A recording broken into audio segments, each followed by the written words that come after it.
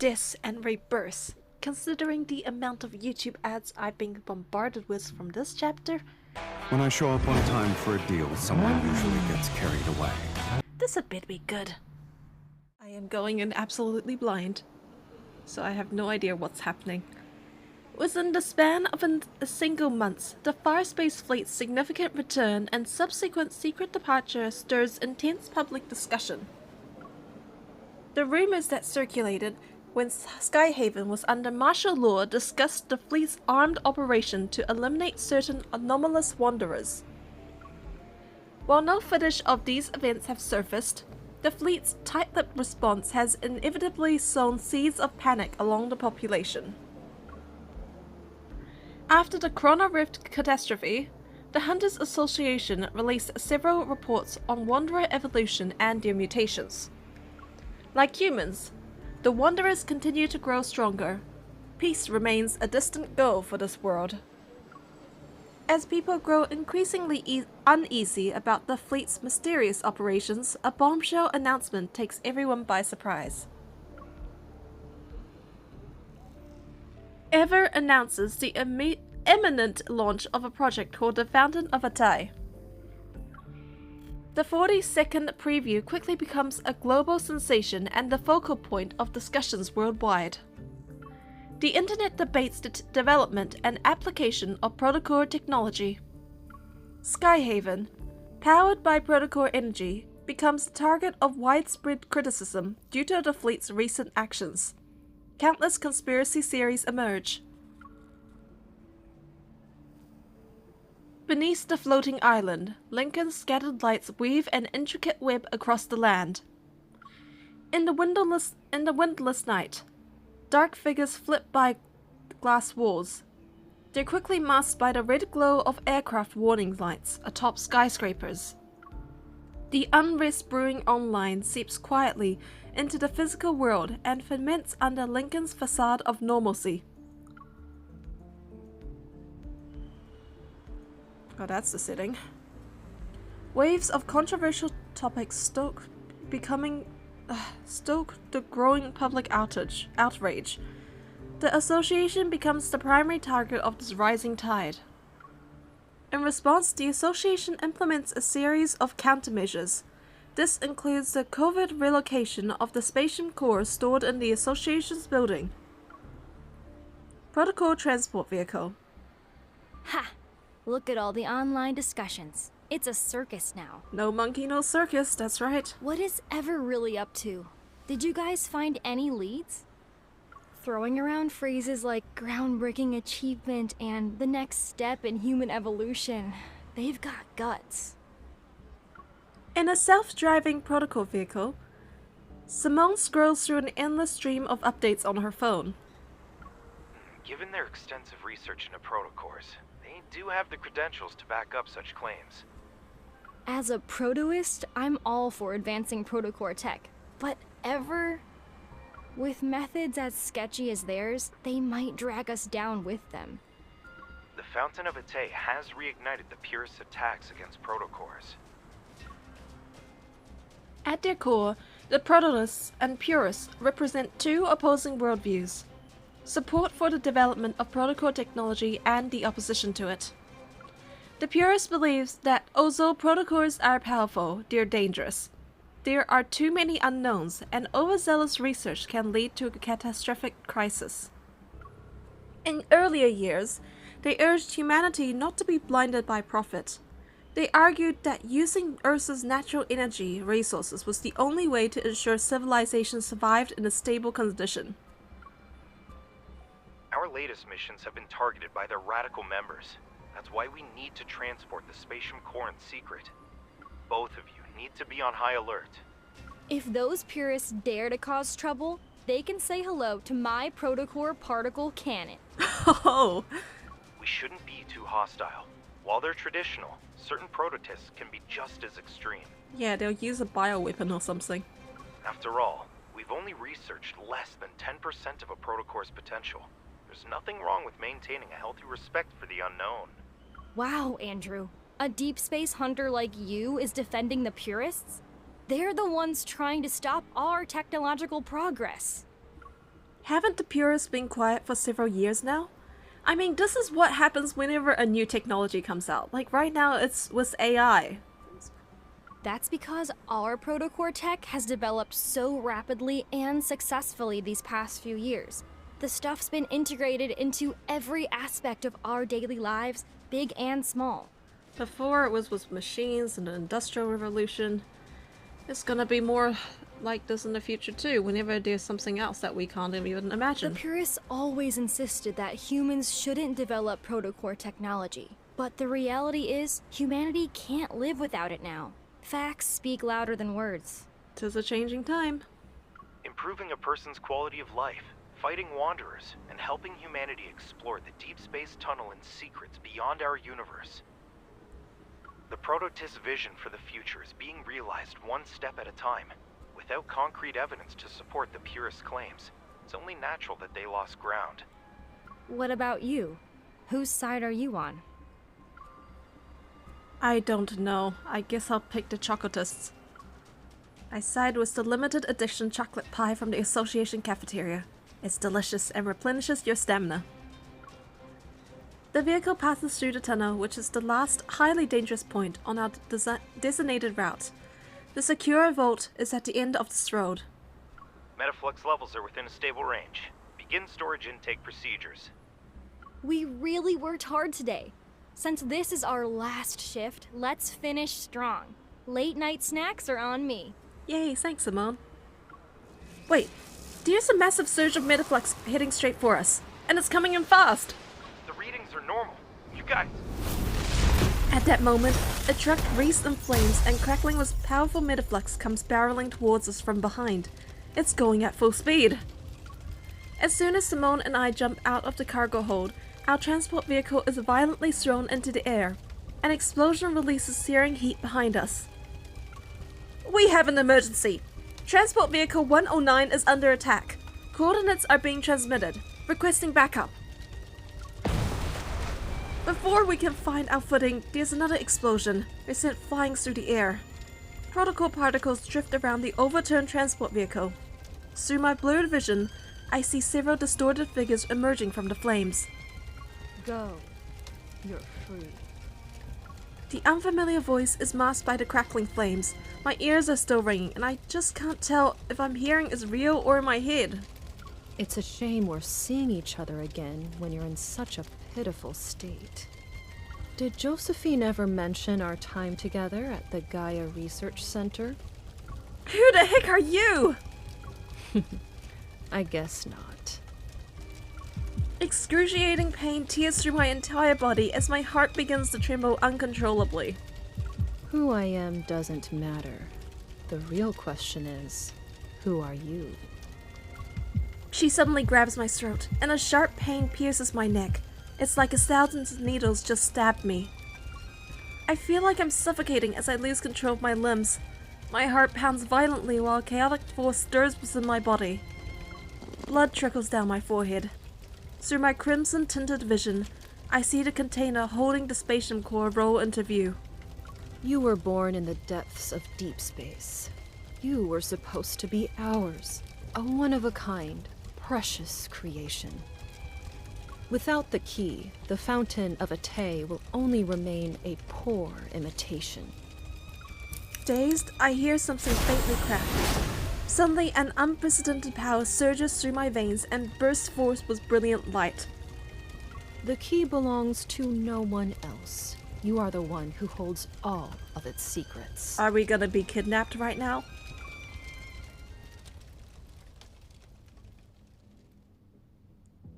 Transporting the spatium core was a classified mission for special operations. The attack wasn't revealed to the outside world. After spending 2 days in the hospital, Simone and I were ordered to suspend all missions and focus on resting until we made a full recovery. Afterward, Jenna secretly visited us to reveal the truth. The association president, as well as others, suspected there was a high-ranking mole in the association. Oh no, please don't let it be our friends. Since Simone and I were now known to the enemy, we needed to lay low. Our temporary suspension was to protect us and serve as a smokescreen. Externally, The radical purists needed to be handled with caution. Internally, dealing with the mole would inevitably disrupt your plans. Jenna didn't really talk about the Spatium Core. She just gave me a look that told me to be patient.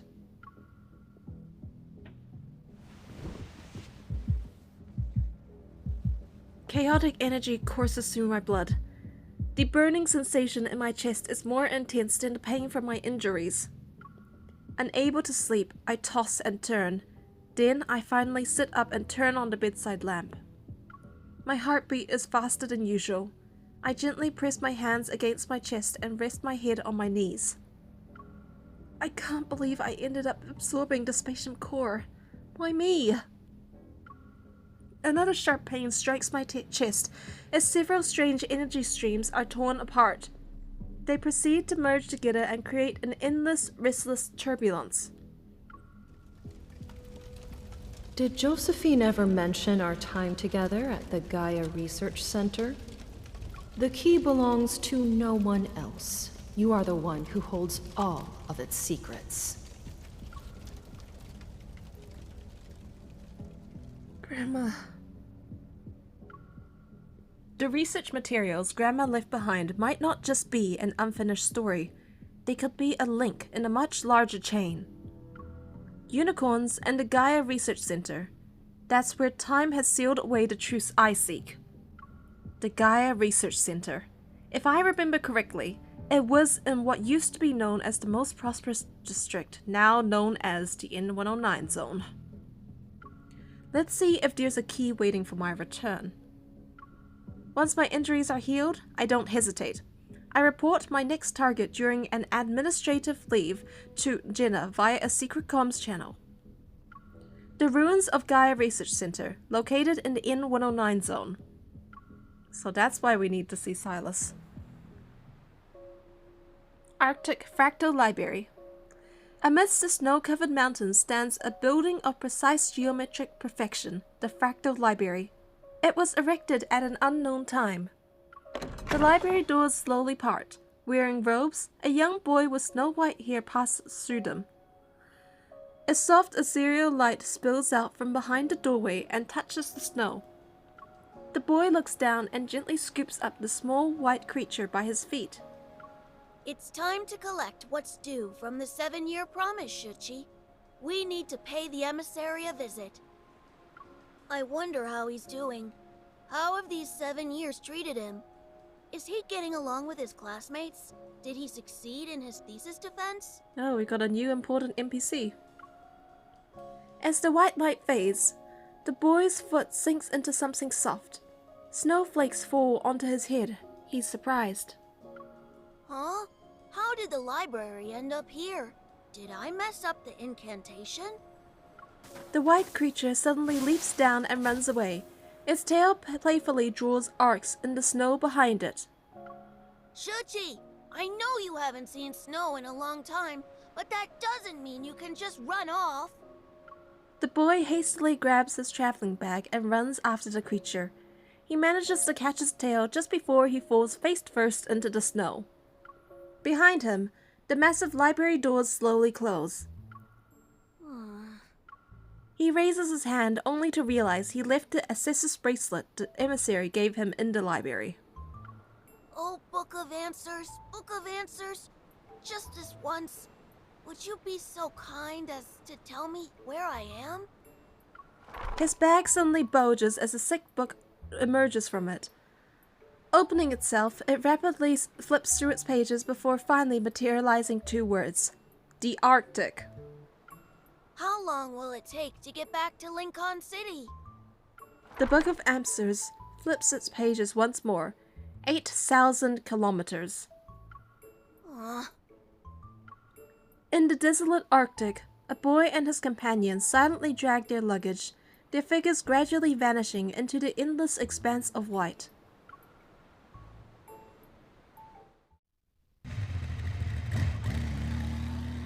Leaving the southern area of Lincoln City, I drive down Bear Boulevard. The scenery on both sides of this wide street slowly deteriorates. After I installed the anti-interference chip Sylus sent me on my motorcycle, I've been able to freely pass through the protofield disrupted no-hunt zones 62 to 65 and arrive at what was once the most prosperous tech hub in the region. Now, it has become a criminal's paradise, the N109 zone. The abandoned building where I first met him still stands in the desolate courtyard. Come to think of it, a lot of time has passed since my initial meeting with the feared leader of Onyx Highness. After entering the N109 zone, the streets remain deserted. Not a soul could be seen, but it becomes livelier as I approach the central district. A river of people flows through the streets. They surge with me towards the same destination. What's going on? It sounds like it's coming from Karen. Stay right next to me, darling. Above the streets, massive holographic screens glow neon blue. They display live footage of the district in 4 areas.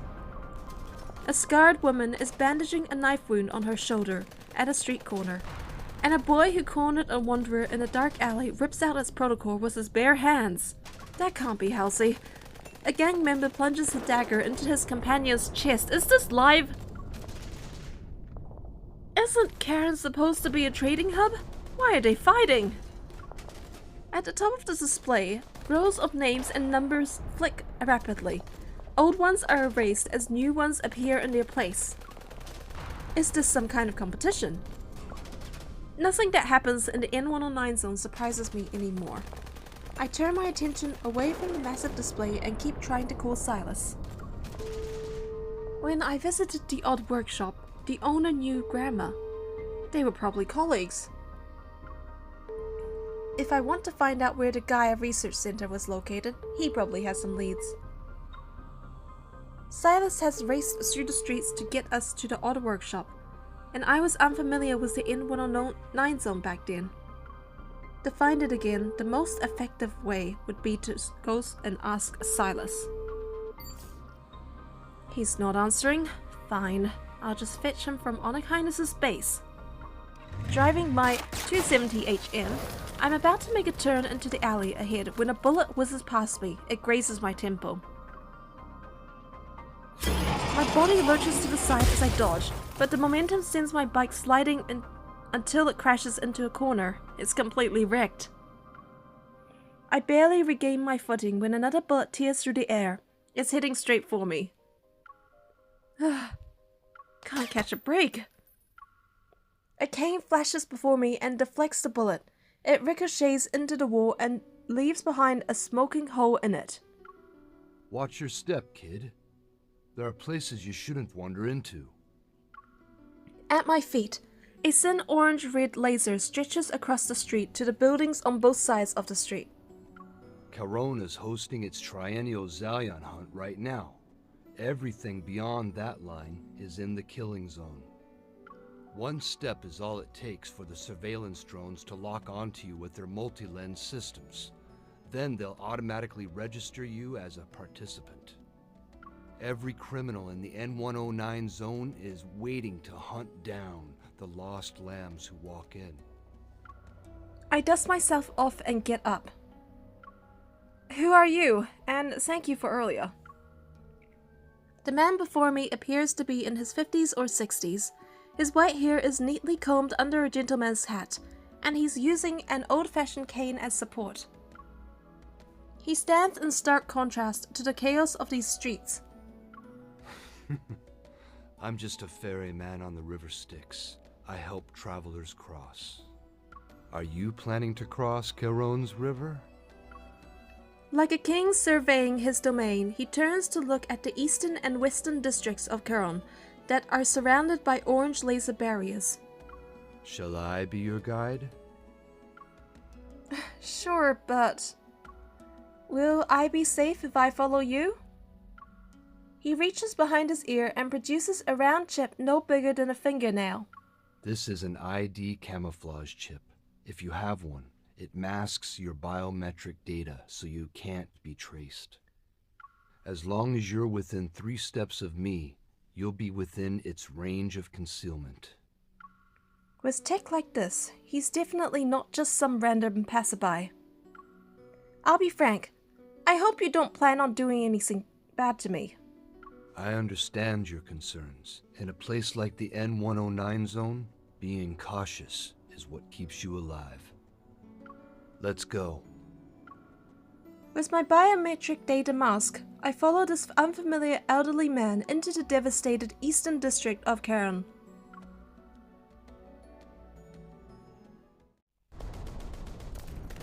The stench of gunpowder and blood fills the streets, and the continuous metaflux explosions make my heart pound like a drum. If you're not like those criminals, then you shouldn't mind answering a few questions. What are the rules for the Zion hunt? A cold wind sweeps past us as three humanoid wanderers crash into a roadside shop. They grab and tear a person's limbs apart. Oh wow. But then a sudden protocore explosion engulfs the storefront. They're like that. Hunts of the primal variety. People become hunters and prey to fight for a gold coin. With it, they'll be granted one wish from the Lord of Caron. At the very end, whoever enters the central arena with the coin and remains the last one standing becomes the winner. From the upper floor of a shop, a drunken man leans halfway out. He quietly raises his gun in our direction. You can use evil weapons, protocore weapons, and your own fists. A roar resounds before the bullet can leave the gun. We remain untouched as our would-be attacker falls, his chest pierced by metaflux. Wanderers are just another weapon people use to hunt each other. Is this like the world of John Wick or something? The drones record everything. The screens immediately cycle between shots of death and victory. It's so chaotic. And somewhere in the darkness, thunderous cheers erupt from the crowd. What a waste. I've seen him before. He's formidable when he isn't drunk. The man stops, his hands clasped over his cane. He closes his eyes as if to observe a moment of silence for the deceased. Didn't you just shoot him so? Isn't it brutal? I hope you weren't frightened. It takes more than that to scare me. I've witnessed this worse than this. Indeed. Life has a way of catching us off guard. Stepping over the fallen body, he leads me to a place with a brilliantly lit sign that reads, Elysium, the true paradise. Back here again. The familiar bar is packed tonight. Everyone clutches their drinks as they're gathered around the screen that's broadcasting the Zion hunt. Here are the latest predictions. You can't miss these guaranteed winners. Come one, come all. Who wants to join the fray? Join us! Stop banging on my tables. Do you think hiding in my little sanctuary and drinking your life away makes you special? Yeah, lady, put them in their place. It's not like I don't pay for my drinks. I'd rather drink myself to death here than get killed the moment I step outside. Amidst the cacophony of voices urging people to place their bets, this dangerous business brewed from human lives proves to be very enticing. Whoa, okay? A lot of folks are placing bets this year. But being the hunt's primary target isn't exactly a blessing. Opportunity is always born from danger. It's a traditional rule of the Zalian hunt. The elderly voice cuts through the air with commanding authority. Everyone turns their heads at the same time. Our old man Dimitri's here! Who's your pick this year, old man? I need to discuss something with a friend. Would you mind waiting here for a moment? The meal sets here are good, and the drinks are decent. Give them a try if you're interested. I politely nod. However, I've decided not to touch the food in this place. It could be drugged. Oh, dear. Why did you say our drinks are decent? You're so picky, Gramps. A pair of lemon-scented hands encircle my neck, but they quickly pull away before I can retaliate. The owner of Elysium moves to face me. Ah, we meet again, Missy. You're really something else if you know someone like Dimitri. His name is Dimitri? Who is he exactly? He's the Lord of Charon. As the true owner of Charon, Dimitri is the one who hosts the Zion Hunt. I freaking knew it. The arena at the center of the market belongs to him too. But Charon is supposed to be a free trading zone. How can a place like that have an owner? You're not the only one curious about it. But Dimitri's background... Elysium has been open for years. But I haven't heard anything about his past. Even Sylus, the leader of Anakinus, keeps his distance from Dimitri. Come to think of it, Sylus hasn't mentioned him before. Well, he probably hasn't mentioned a lot of stuff, so... Since this isn't our first meeting, let me properly introduce myself. Aslan. That's my name. Aslan. My name is Fiore. Would you like to order something? I'll pass. I didn't bring my wallet this time. Aslan's grip. Aslan's. Oh my god, how do I pronounce her name? Aslan. I'm gonna go with Aslan from now on. Aslan's lips curl into a mysterious smile. Elysium doesn't always collect payment in cash, and our services extend beyond just filling empty stomachs. Yeah, like information. Before I can ask for details, Dimitri returns and gives me a nod. I've finished my business. Come here. I'll escort you out. Behind the counter, Aslan lowers her voice and winks at me. If you need anything special in the future, ask for the connoisseur's menu. I'll give you a 20% discount. Bye-bye. Come back soon. The connoisseur's menu, that was for information, right? Yeah, I think they said it in one of the World Underneath stories.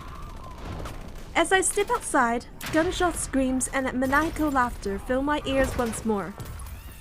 It's hard to believe that this refined elderly gentleman beside me is the master of a hellish domain. So, I heard you're the Lord of Charon. Why are you hosting these diss matches? Maybe it's because it's like those versions of Squid Game. Fighting, killing, surviving by any means necessary. That has always been the way of life here. With or without the Zalian hunt, the cycle of violence would continue perpetually in the N-109 zone. I take it back, it's not a Squid Game, it's a purge. With Dimitri leading the way, every danger we encounter becomes something to walk past. It allows me to safely traverse this lawless battlefield. Just as I'm about to step over the thin orange-red laser, a familiar crow breaks the silence. Across the street, Mephisto perches on a lamppost. He looks at me and tilts his head. Hi! Your friend is here to pick you up. The cane falls onto the laser line, and the Lord of Charon stops at the edge of his territory, taking not a step further. I'm sure our next meeting will be much sooner than this time. What do you mean? I mean, my duty as your escort has come to an end, until we meet again. Dimitri watches me leave with an unwavering smile, like an ordinary old man out for a walk in the park. Probably is a random Tuesday for him anyway. Alright, with Mephisto as my escort, I arrive at the familiar base without a hitch. Thanks a lot. As soon as I enter the building, I hear a violent explosion from one of the rooms. Is Anakinus' base also involved with the Zion hunt? The room is dark. Mindful of Sylus' sensitive eyes, I turn on the floor lamp at its lowest setting. In the center of the room stands 4 egg-shaped gaming pods. 3 of them are rocking back and forth, their surfaces covered in LED lights, pulsate in tandem with the explosion sound effects. Oh, it's just video games. I walk up to Sylus' gaming pod and knock on it several times. Sylus! Sylus! Mephisto's been caught! The base is surrounded! They're all after you! Absorbed in his virtual world, Sylus doesn't respond. Oh, come on! I walk away and settle into the 4th gaming pod, the only one that's empty. Inside, the surrounding screens transform into an endless expanse of stars. Realistic sound effects immediately fill my ears. I fire up my spaceship and set off pursue Sylus's fleet. I lock onto the engines of the first ship I see, grip the controls, and open fire! Who was that? That's brutal. Pressing home my advantage, I target the next ship. It's immediately destroyed. And just like that, only one ship remains in the game aside from mine. It must be Sylus's. Activate the ship AI and lock onto ship Q313. Target spotted. Would you like to initiate tracking? Divert all power to the engines. Don't let them escape. My ship's engines burst with brilliant blue light as I surge towards Sylus's vessel. Ship Q313 remains unfazed. It gracefully spins away from my attacks as I close in. However, the elegant move proves to be costly. The ship's tail grazes a meteor, which triggers red warning lights in Sylus's cockpit. The simulation ends with the blaring alarm still echoing as the game pod slowly opens. Sylus emerges and removes his hologram helmet.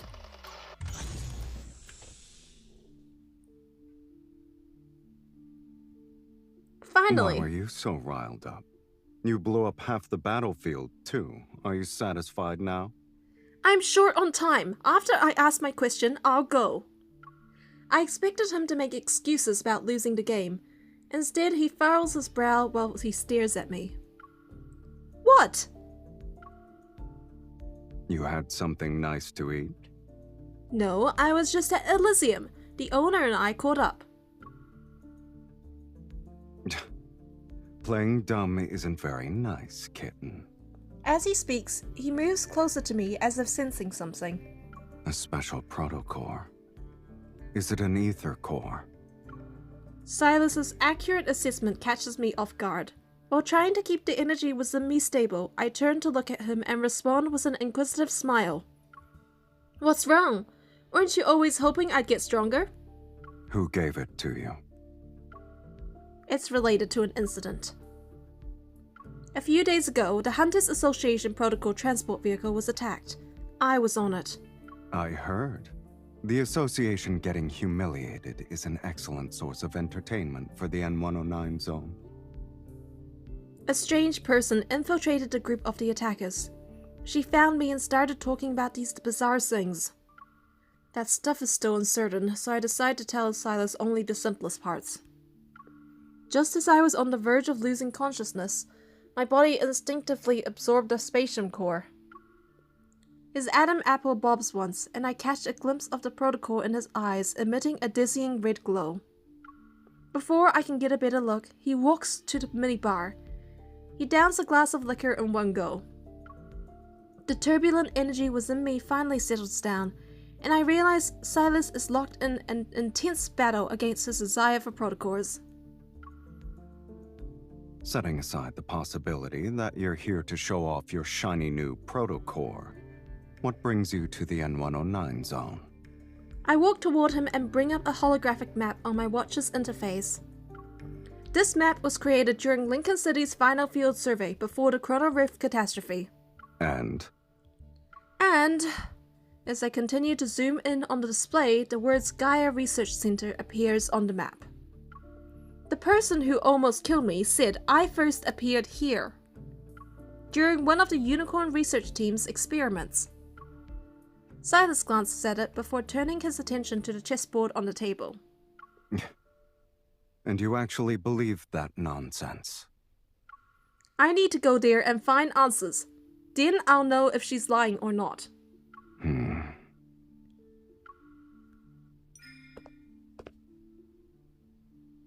Our last game ended in a draw, so I quietly joined the chess match as Sylus remains quiet. After surveying the chessboard, I move up my rook from the back rank. When I was younger, I had doubts about my past. Later, I figured that so long as I was healthy and safe, none of it really mattered. But a human heart shouldn't contain a protocore. I need to find out who I really am instead of waiting for mysterious people to find me. As soon as I reach for another piece, Sylus immediately captures one of my pawns. And then what? Do you actually believe that learning about your past will make things better? That's what therapy is about, yes. When I see people, whether close or distant, suddenly racing towards a destination, refusing to accept the unfavorable position, I look at my chessboard again. I take my knight, my only chance for a breakthrough. The one who seems to stay still may be left at a disadvantage forever. That's just what it looks like on the surface, kitten. As soon as you make your move, you give your opponents an opening. Sometimes the best move is not to make one at all. As he speaks, he taps my king. It's safe for now, but it's trapped in the setup for a pincer attack. There's little hope of escape. What about you?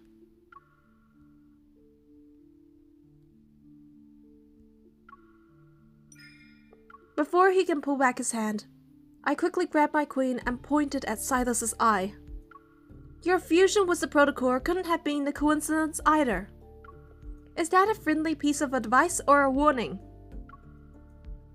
In our brief standoff, he finally shows his first smile for the day. My situation holds no value as a reference point. Those words were nothing but a distraction so I could win the game. Sylus grabs the chess piece from my hand. Taking my wrist, he guides me to the floor-to-ceiling window. As the curtains slowly part, they reveal the night sky. Below us is the N109 zone in its entirety. Since 2034, the N109 zone has undergone multiple rounds of reconstruction. Look at the outside world. Can you match any of these roads to that old map of yours? The once straight streets become a maze. Nearly all of the landmarks have vanished. Surely the people who used to live here might know something about it? They left. Eva's agent handlers for gathering intel? Dead. What about the old workshop owner? Surely he knows something. Unfortunately for you, he just left town yesterday. He won't be back until next month at the earliest. Damn it! I frown as my leads get cut off before me. Do you really want to know? Even if I didn't, people keep forcing me to find out. He pushes me closer to the window, then I realize it. The only person who knows the truth has been right here all along. It has to be you. There, underground. Following Sylus's gesture, I see it, the massive holographic screen in the sky. It's the heart of the Zoyon hunt I experienced today, a paradise of bloodshed and revelry, the Charon Arena.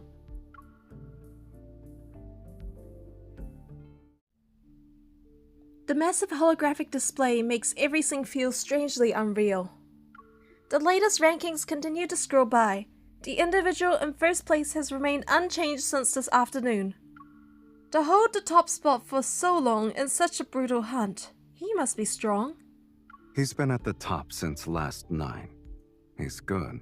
I'll give him that. Alright, so who is he?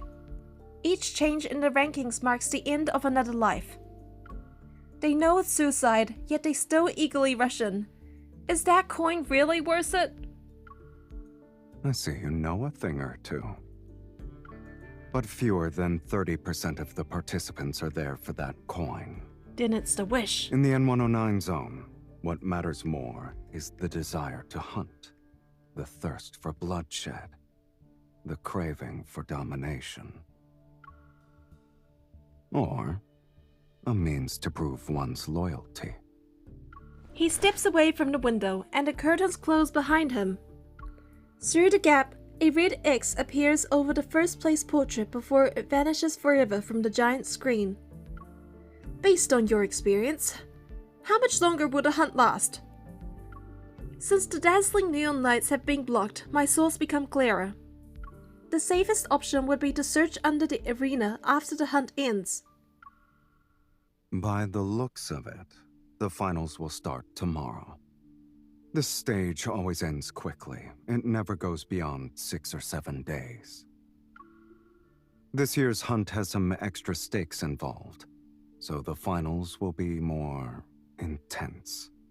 It'll be over in 2 days. After that, He walks to the sofa with measured steps and takes a seat.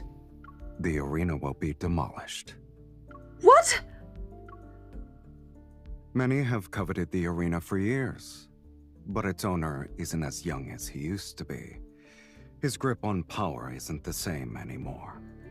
So, the vultures circling this territory already have a silent agreement in place. They'll host an overtime match once the Zoan hunt is over. Looks like participating in the Zoyan hunt is my last chance to find a Gaia research area. And breaking into the arena by myself is no easy feat. Who knows what awaits in the ruins of the research center? I can't waste too much of my energy on fighting. I need an ally. My gaze falls onto Sylus, who's sitting on the sofa. Don't even think about it, kitten. You've been watching the hunt unfold from the sidelines. Don't tell me you haven't been plotting something. Are you implying you're the one who has all the schemes? Pretending to threaten him, I playfully pin him down on the sofa. You said you don't mind me using you. And right now, I really want to use you so I can get into the arena. It's not like you'll lose if you join. It's a win-win situation, right? If you want to drag me into this, flattery and tricks won't be enough. I'm afraid I'll have to disappoint you, kitten. I have guests to meet, so I can't join you in your gladiator game. Who? Who are your guests? There's a knock at the door. Luke and Kieran, who had left the gaming pods, have returned. Their voices come through from the other side. Boss, our people just delivered their report. We've taken care of all the goods ever brought this time. Ever. Leave a few alive. There's no need to be too thorough. Yes, sir. There are a few troublemakers in the area, boss. Can we... Do as you please. Thank you, boss. Your guests are from Ever? They came all the way here, saying they have a profitable deal to discuss. How could I not play the role of a gracious host? You're planning to take them all down? Is it a bad idea? It's great, actually. With one graceful stride, he helps me stand, grabs my shoulder, and turns me around. Come. It's not like you're busy. Let's see what kind of presents they've prepared.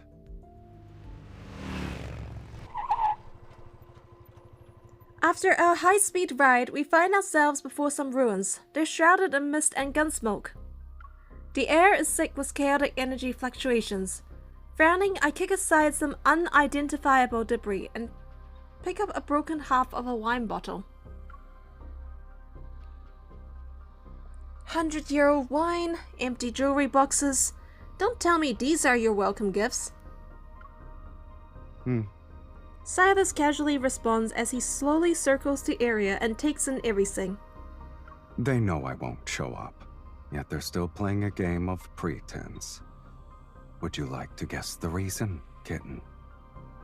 Either Ever is confident enough to think you'll accept their deal, or the deal is just a front. They're hiding something that can be used against you. That's why I won't sit around waiting for them to make their move. People only show their hand when they're backed into a corner and desperate to survive. Sylus stops walking, picks up a broken gun stock and still containing traces of protocol energy, and crushes it. I prefer a direct, efficient approach. I run my fingers along the energy residue on the wall, using my Evo to sense the fluctuations in the air. Various energy signatures are intermingled. Although they're erratic, they're not particularly strong. If these were meant to deal the killing blow, they're underwhelming. The real trump card is... Bang! Nearby, a metal wall suddenly collapses. From the dust and debris, multiple armed figures emerge. Their silhouettes are arranged in a staggered formation. As electrical currents flicker to life, they reveal how the lower half of each figure's face is a mask made of mechanical components. It's integrated into their bodies. Wow, we got real cyborgs before GTA 6. The energy readings are changing. In the blink of an eye, dozens of sun blue beams simultaneously lock onto our foreheads.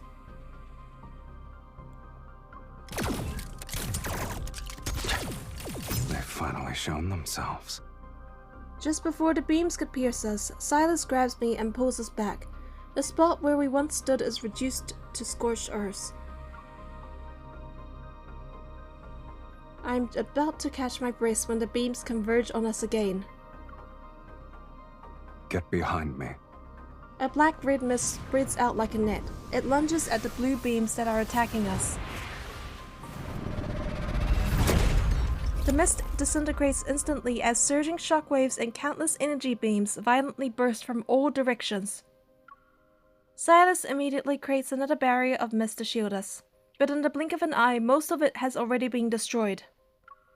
These energy beams, they can nullify your evil? Antimatter weapons. They actually managed to get their hands on something interesting. He wipes away the blood from his neck, but the wound shows no signs of healing. The figures raise their weapons at the same time to take aim again, yet Sylus responds with a smile instead of being angry. He gathers a more powerful energy storm in his hand. This isn't good. They'll wear down Sylus at this rate. Spotting my motorcycle nearby, I quickly dash toward it using the scattered cover of protection. How did the motorcycle get here?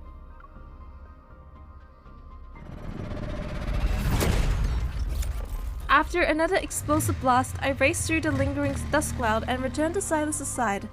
Thundering roar of my bike's engine envelops us. Come with me! The motorcycle roars at full throttle as we weave through the N109 zone. The sound of gunfire is hot on our heels. I duck and dodge the explosions around us while Sylus sits back in the passenger seat. He wields his protocol weapon as if he's playing a shooting game. Are those really antimatter weapons? Sylus, were they specifically designed to take you down? They're just cheap knockoffs, kitten. Keep your eyes on the road. Besides... A group of shadowy figures closing in behind us fall as Sylus' evil strikes them down. I'm not alone. I have you. How comforting. Two motorcyclists in black close in from both sides. They're trying to slam into me at the same time. I am just a driver who follows the traffic rules. Already at full throttle, I make a split-second decision to step on the brake. I let my motorcycle fall back to dodge their coordinated attack. They're putting up quite a fight. How are you planning to shake off these guys? They don't have the energy fluctuations I'd see from these monsters, nor do they show any signs of being modified. But their movements are mechanical and rigid. It's as if they're following someone's commands. We don't have much time. We'll reach Karen in 2 blocks. You better not forget to turn. Let's not crash into it, kitten. The boundary of the killing zone is ahead. The last untainted street marks the line between Sanctuary and Hell. A perfect, foolproof plan quickly forms in my mind as I push my motorcycle's horsepower to its limit. True, entering with the lead of Arnakaitis, Mr. Wildhouse of our pursuers, I charge toward the laser barrier. Well, that means I might end up being a target with you. Time seems to slow down as the orange-red light sweeps over the front wheel of my motorcycle. It washes over my bike and Sylus, who's behind me.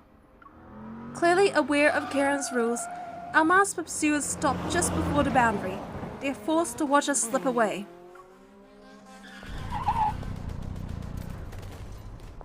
We turn and enter a deserted alley. My motorcycle finally gives out. Sylus and I dismount. Uh-oh, we ended up here after all. Whoopsies. But at least I help you shake off those pursuers. I might have believed it was an accident if you didn't sound so enthusiastic. Our faces suddenly appear on the district's central screen. They're magnified dozens of times over.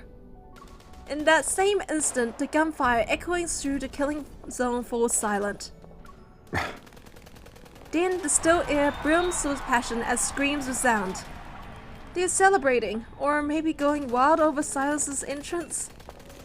You got what you wanted. There's no turning back now. I just helped you out. It's time for you to return the favor. Go underground with me. We need to check to see if the old research center is still there. A life debt is impossible to repay. But since you asked so nicely, kitten, do I even have a choice? With Sylus's laughter still in the air, I navigate through the alley's debris and barricades and make my way towards the Karen arena. Wait a minute. I'm starting to think you were planning to swoop in during the finals and catch everyone in your trap. I would never do such a thing. I'm not nearly as clever as you are.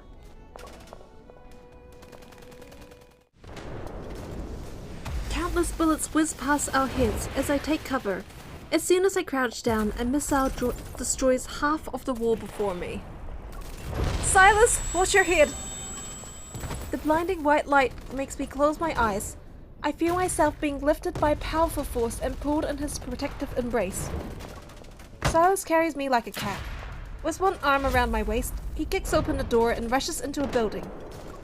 An explosion rocks the building from outside. The entire team is wiped out. We're safe, for now.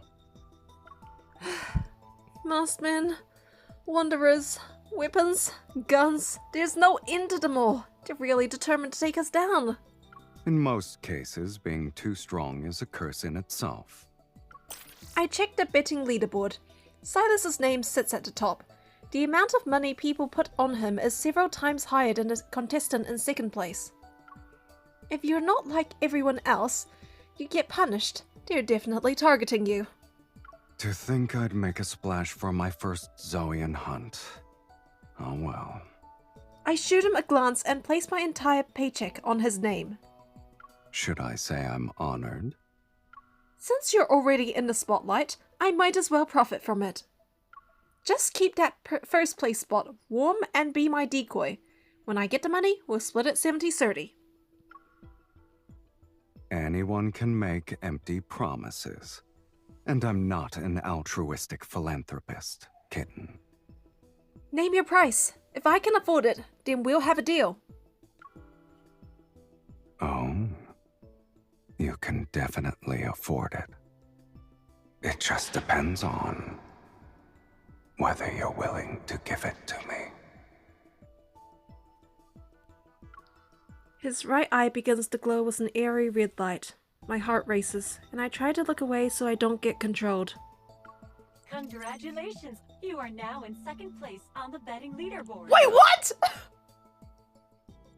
When did this happen?! My communication device vibrates just as Sylus fiddles with his phone. It's followed by the melodic notification sound of a successful payment! Why did you do this?! What are you doing?!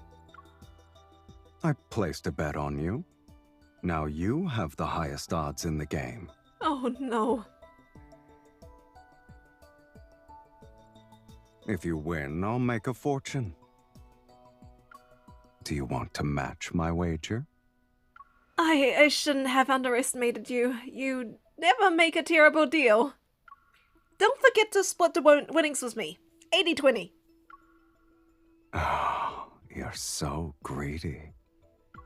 Just as our conversation helps me catch my breath, there's a rustling sound from the corner. Shh. I creep silently towards the source of the sound. Then I turn around with my gun raised. Please, don't hurt me. My gun is pointed at a frail old woman who's barely alive. Finding someone as old as her in the Zoian hunt seems unbelievable. But this is the N109 zone. Instead of lowering my gun, I tighten my grip and take another step towards her. How long have you been eavesdropping?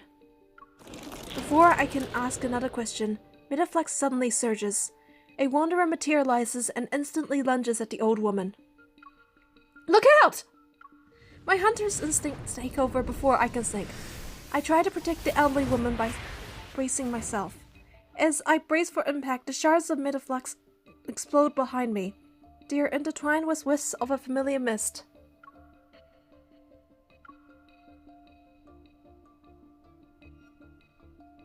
I turn around to see Sylus standing behind us. He flexes his wrist while traces of his evo linger around his hand. I take my eyes off you for 1 second and you just rush in. The association definitely trained you well, kitten. I'm grateful that you rescued me, and gave me a backhanded compliment. Just as I try to push myself up, a sharp pain shoots through my entire body. I look down. A dagger pulsing with Evo energy is lodged in the lower right area of my abdomen, of course. And the old woman's trembling hands clutch its handle. Not surprised. I didn't mean to. I was trying to kill the Wanderer. You're the one who got in the way. Sylus picks me up as the old woman releases her grip on the dagger and flees. Fool. A black red mist starts chasing after her, but I hold back my pain and press down on Sylus's arm. I shake my head. Let's take care of my wound first.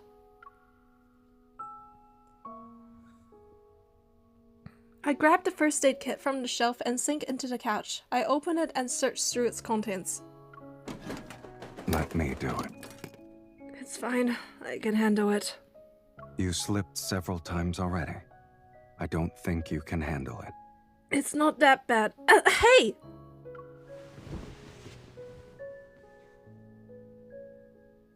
Black red mist grabs my arms and lifts me into the air. Yet my fall is unexpectedly gentle. I find myself lying across Sylus's lap as he sits on the sofa. The first aid kit lands next to us. You'll break the latch if you keep doing that. The medicine sends a sharp pain into my wound. Trying to distract myself, I stare at the tangled cables on the ceiling. Have you counted how many cables are up there? Shh, don't interrupt me. I only got to 27. My attention shifts as I meet his watchful gaze. Does it hurt? No. Don't try to tough it out. If it hurts, just say it. You can even curse if you want to. That won't make it hurt less. But it'll make you feel better, kitten. It's extremely effective since it makes wounds heal 10 times faster than normal. Really? Then the pain is worth it. I lied. It's just a saline solution. Sylus discards the cotton ball after he finishes cleaning the wound. He holds the hemostatic dressing between his palms. Then he pauses. You seem distracted. Are you thinking about that old woman? Yeah. Are you mad? I'm not. I wouldn't say I'm angry. I'm just curious about what made her and the other people who live here turn out like that. Maybe they don't think anything is wrong with what they've become. One man's hell is another man's paradise. He applies a small amount of pressure to my wound. I wince and catch the playful glint in his eyes. You can barely take care of yourself right now, but you're still going to worry about others? Most people here are foolish.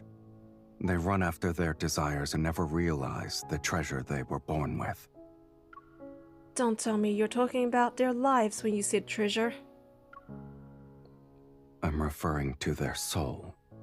Sylus tilts his head slightly and points to his eye. Even at just 21 grams, the soul is one of the most precious gifts the universe has given to humanity. When you collect souls, are you basically stealing from the universe?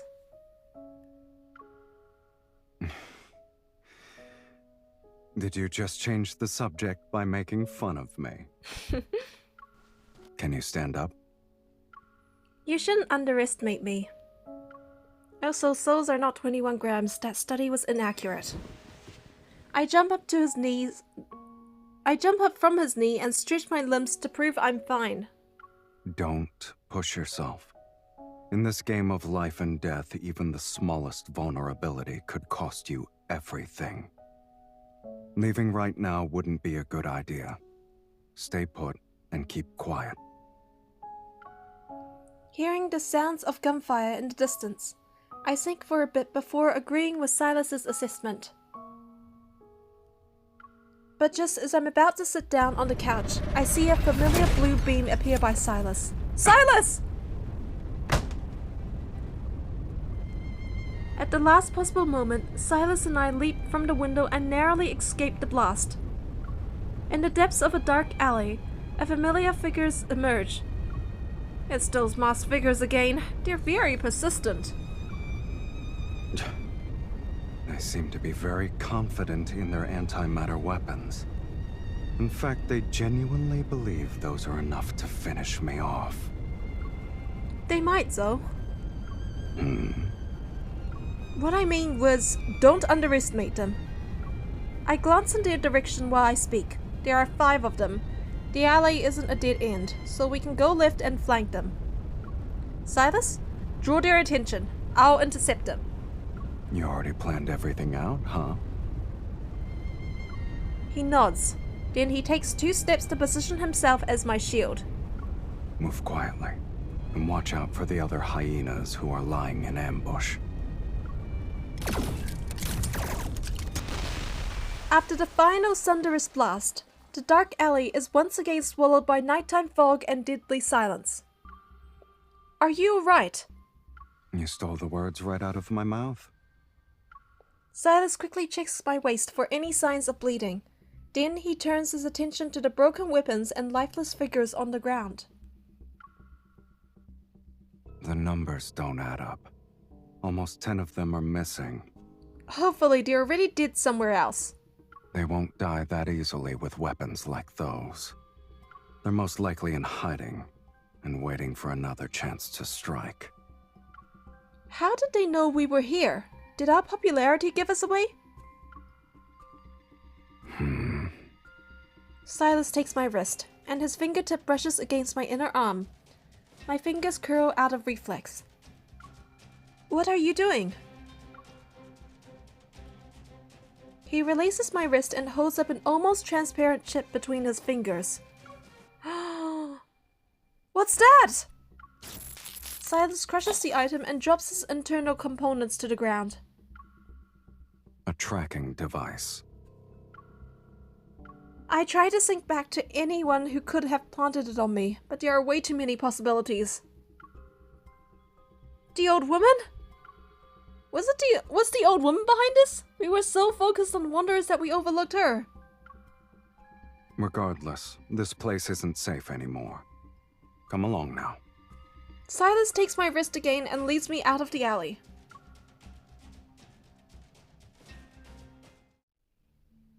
Midnight, Velocity Vintage Cars. I thought finding a suitable hideout would take a lot of effort. But Sylus knows exactly where to go. He quickly leads me to a vintage automobile repair shop near the arena. 2 vintage street lamps flicker inside. A desert highway backdrop and bullet holes decorate the entrance. It's quite fitting for our situation. After making sure we weren't being followed, I breathe a sigh of relief and pull up a chair to ease my pain. Ever just won't quit. Isn't there a way to deal with them once and for all? The arena fights are bad enough as it is. The ones we took out were only minions receiving commands. For signals to be distributed simultaneously, there must be a leader carrying the central control unit. Take out their control unit, and we can disable the entire group. Speaking of which, I detected an unusual metaflux fluctuation when I encountered them. Sylus turns around to look at me. What makes it unusual? I'm not sure how to explain it. Maybe it's connected to that control unit you mentioned. They've really been busy behind the scenes. They're using protocores like they're toys. Sylus averts his gaze and turns away. He walks to a corner of the shop. Change of plans.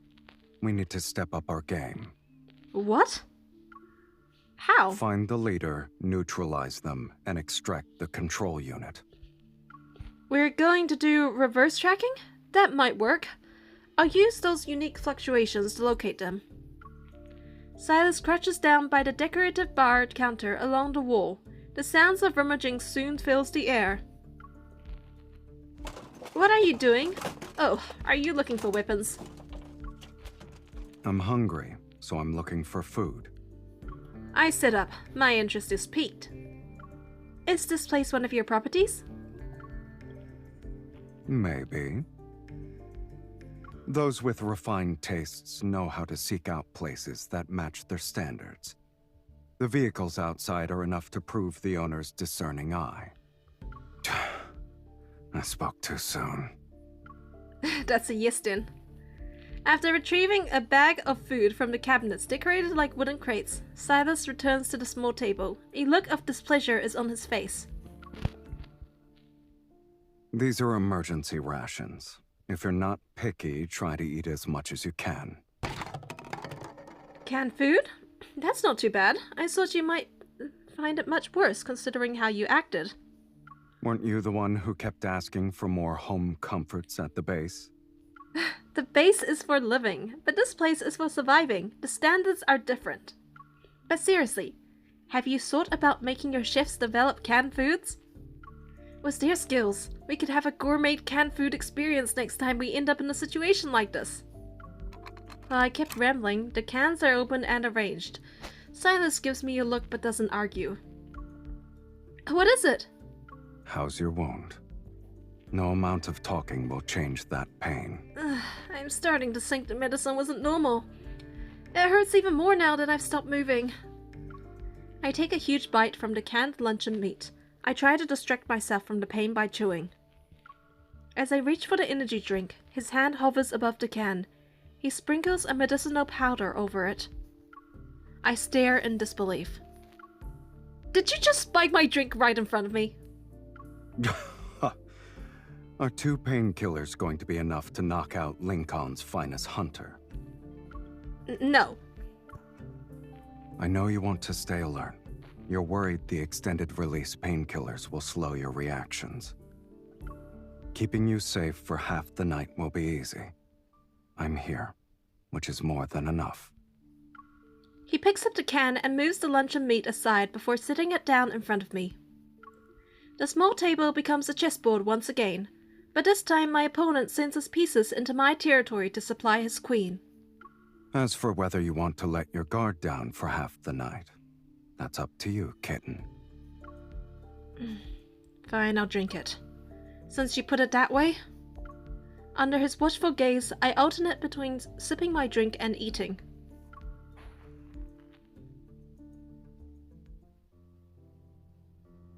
I quickly replenish my energy after consuming 3 cans of protein-rich food.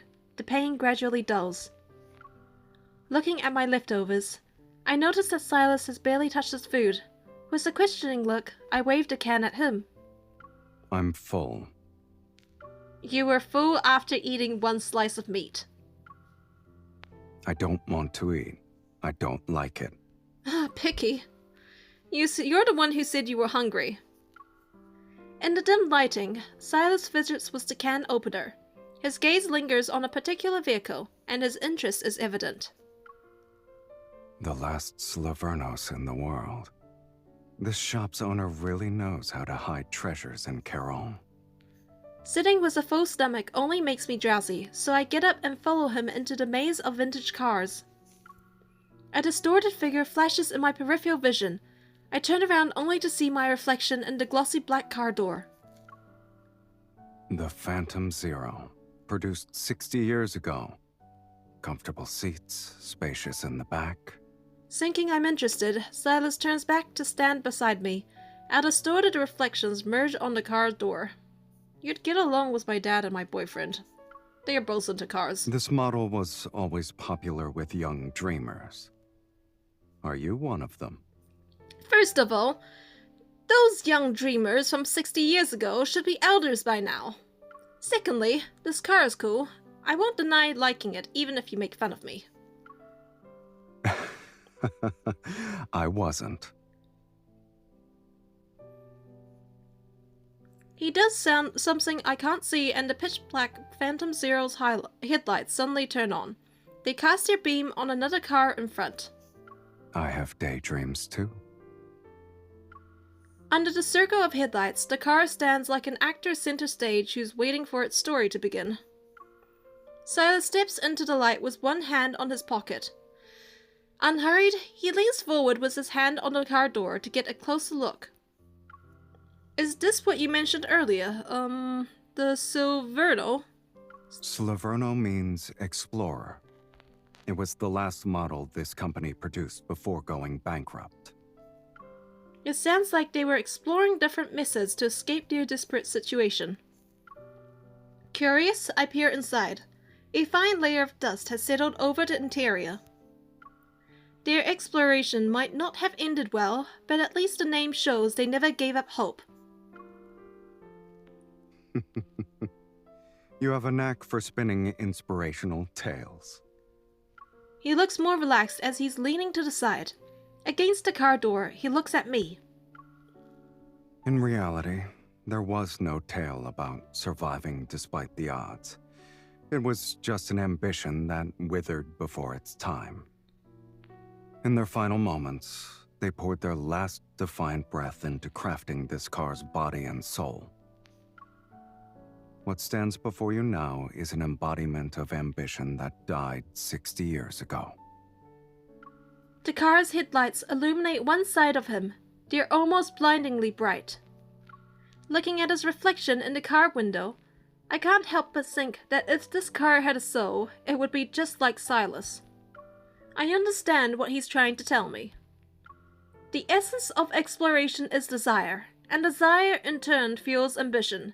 It pushes us to explore beyond our limits. Just like you. You've always been chasing after a certain future, haven't you? Really? That's the feeling I get from you sometimes. There's a future you know the ending to, but you're still determined to reach it.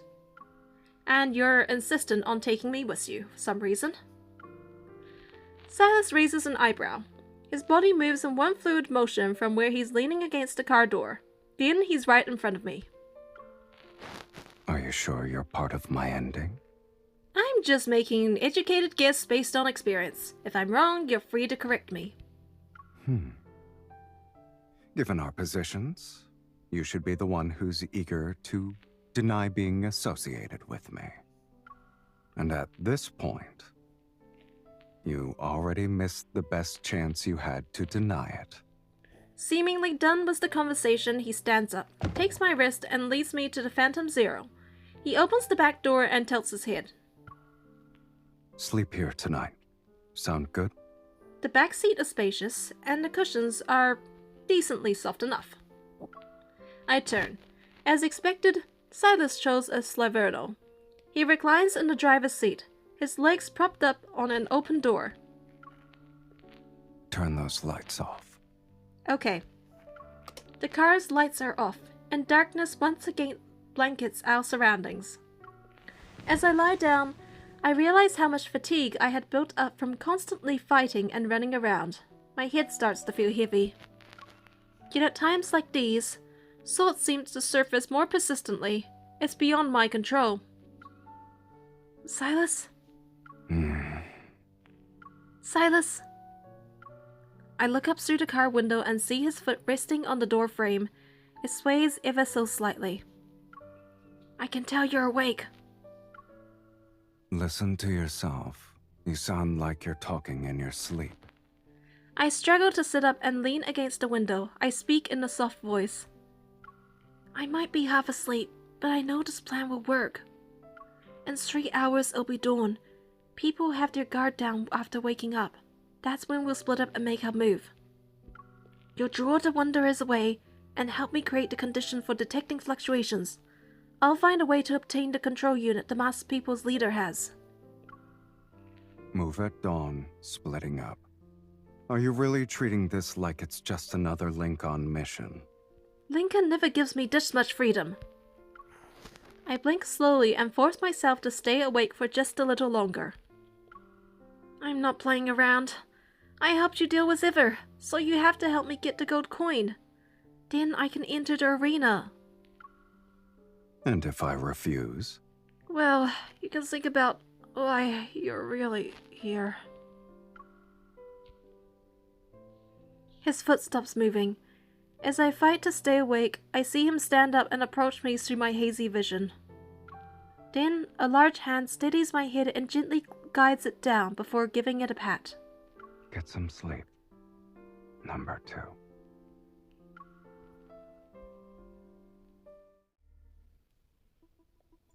3 hours later. Fog seeps into the abandoned factory as I nimbly leap onto a shipping container. I'm getting closer to the energy fluctuation I've detected. Soon enough, I spot approximately 10 motionless figures standing in a narrow gap between the containers. 6, 7, 8, 9. The rest of them are here. According to the plan, Sylus is dealing with the other contestants and wanderers to obtain the arena key entry token, a gold coin. Meanwhile, I'm tracking down these masked figures, and that's why I'm here. I'll take down their leader first. Once I find out who's in charge, the rest will be a piece of cake. I close my eyes and attempt to channel the Spatium Core's energy. From my heart, warm energy surges and envelops my entire body. My racing heartbeat is warning me that if I continue, I might experience an energy overload. There! I sense that distinct energy signature and pinpoint the signal source of chaos. I leap down from the shipping container, grab a masked figure's shoulders to pin him down, and press my gun against his forehead.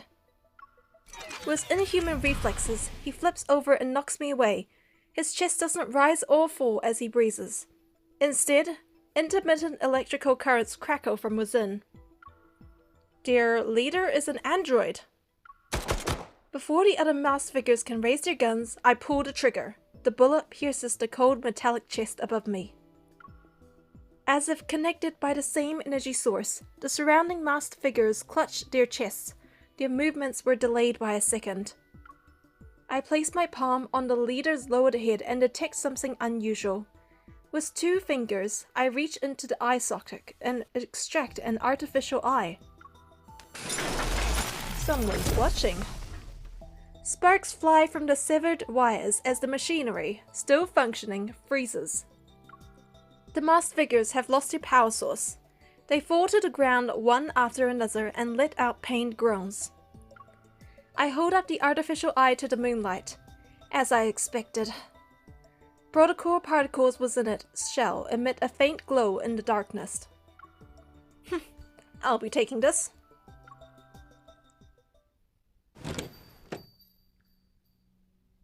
Elysium's neon lights shine, as they always do, as I arrive at its entrance. Well, won't you look at that? Someone's still alive. Hey, I'm ranked 2nd on the leaderboard. I can't let all those people lose their money because of me. You're too kind. I need to lay low here for a while. But how am I going to contact Sylus? I see something's troubling you. When you have a lot on your mind, you should treat yourself to a good meal. The body knows what it needs. I sit down at the bar and remember what Aislinn said about offering services beyond filling empty stomachs. I might as well see what this place is really capable of. Then, if you wouldn't mind, the connoisseur's menu, please. I'd like to take a look at the connoisseur's menu. The menu is promptly presented to me. My gaze sweeps across the peculiar dish names one at a time until it lands on the last item. Sweet Evil Trap. Every dish in the connoisseur's menu tells a story from the N109 zone. But the story behind this one hasn't started yet. It's waiting for someone to order it. In fact, it's been waiting for a long time now. 10.5 grams of soul. Still using the 21 grams of soul story. Even at just 21 grams, The soul is one of the most precious gifts the universe has given to humanity. It's not scientifically accurate, but alright. Sylus practically has "I prepared something for you" written all over his face. I closed the menu. I'll order this one then.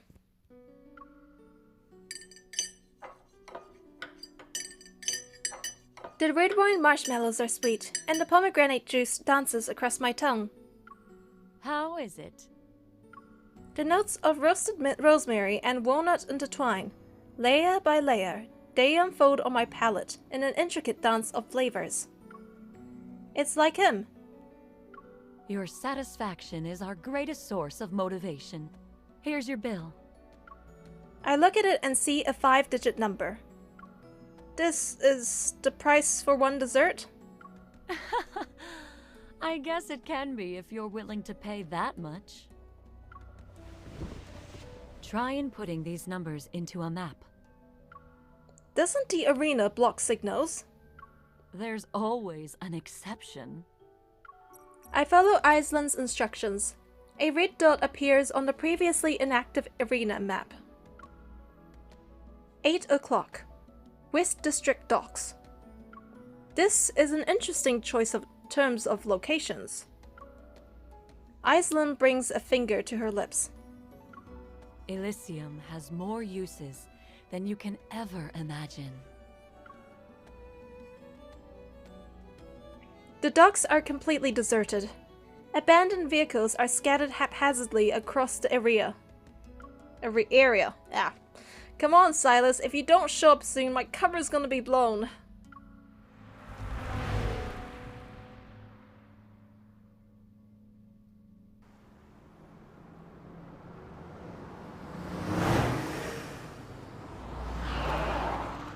Oh, there he is.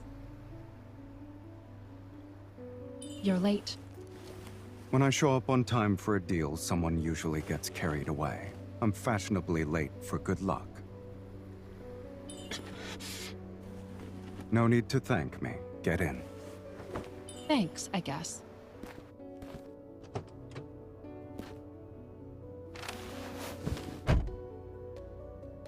Where is it?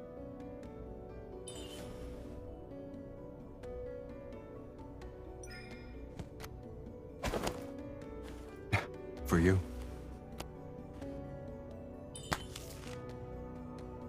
Empty. What do you mean? As you can see, it's a pass to the arena. Ugh, no time for jokes. Where's the gold coin? It was tampered with, so I fed it to a wanderer. We can't have loose ends, kitten. You destroyed it? There are other ways to enter the arena. I can guarantee that. I'm being honest. You know that.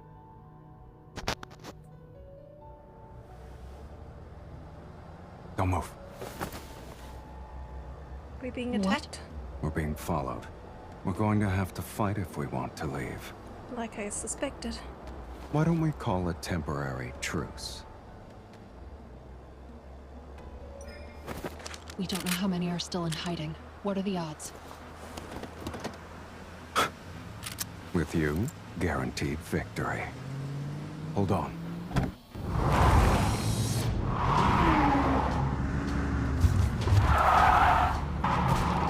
comes Sylus.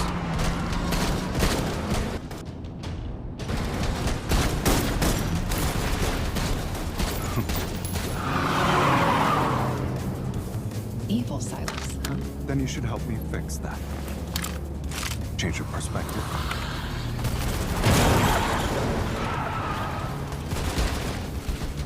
It's only a cutscene at this point. I'm already starting to feel blurry. I'm charging extra for this. I'm starting to feel motion sickness just looking at this.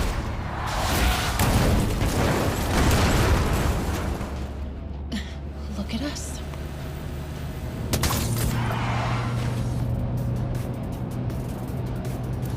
Someone's eager to die.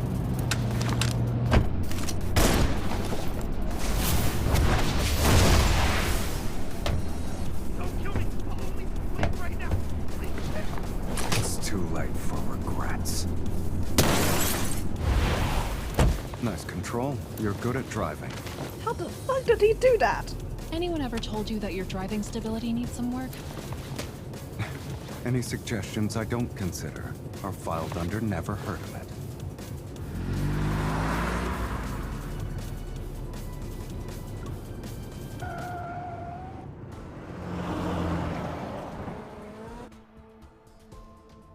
The car emerges from the tunnel and races through the streets of the killing zone.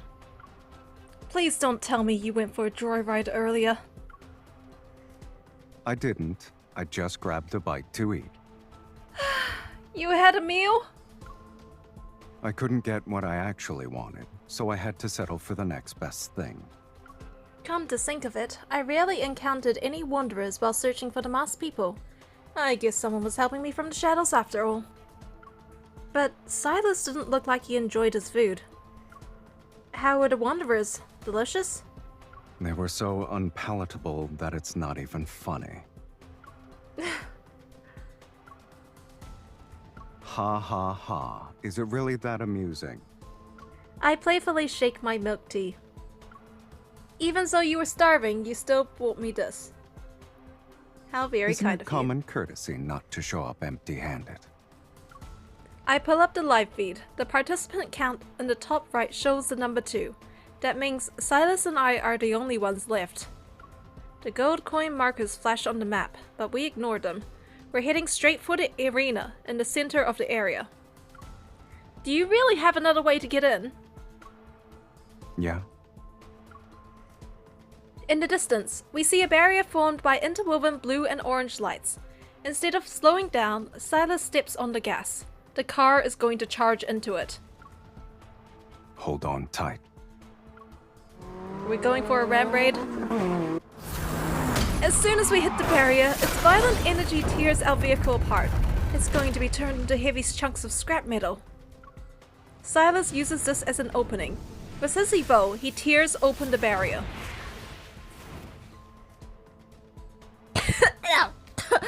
Your other way to get in was crashing into it. What? It worked, didn't it? Sylus pulls me to my feet in one fluid motion. I take a moment to steady myself before looking at our surroundings. The arena is bathed in dazzling blue and orange lights, the same one that were part of the barrier. The spectator stands are filled with floating holographic screens. A luminous path extends beyond our feet. It leads to a central area where several metal platforms are stand beneath floating crystal structures. There must be some kind of mechanism here that will let us go underground. When we approach this part of the arena, we don't find any mechanism. However, a peculiar spot on the central platform catches my eye. Under normal circumstances, the gold coin would be the key to go underground and meet our Lord of Charon. But this can't be considered normal circumstances. There's always more than one way to beat a game. Besides, it doesn't matter if you had the gold coin. The Zoian hunt stopped being fair a long time ago, kitten. He taps the ground with his foot. Listen. I can't hear anything, but I sense faint metaflux fluctuation. Maybe we can do this. Black-red energy particles seep into the ground. A few seconds pass before the metaflux reading suddenly spiked to dangerous levels. The ground rumbles, and a horizontal crack appears in the central area to reveal a massive creature underneath. It quickly opens its eyes and leaps. It's a wanderer. The wanderer is encased in a massive shell. It instantly releases a powerful burst of metaflux. Does the N109 zone prepare these kinds of species for the Zoian hunt? Of course not. I suspect this grand spectacle is their idea of a welcome party for honored guests from afar. I see. He's trying to mess with us this time. What do they want? I don't care. I've had enough of this game. And its endless amount of rules. He stands at the edge of a raised platform as black-red mist spirals up from his arms. It engulfs his entire body. Let's end this once and for all.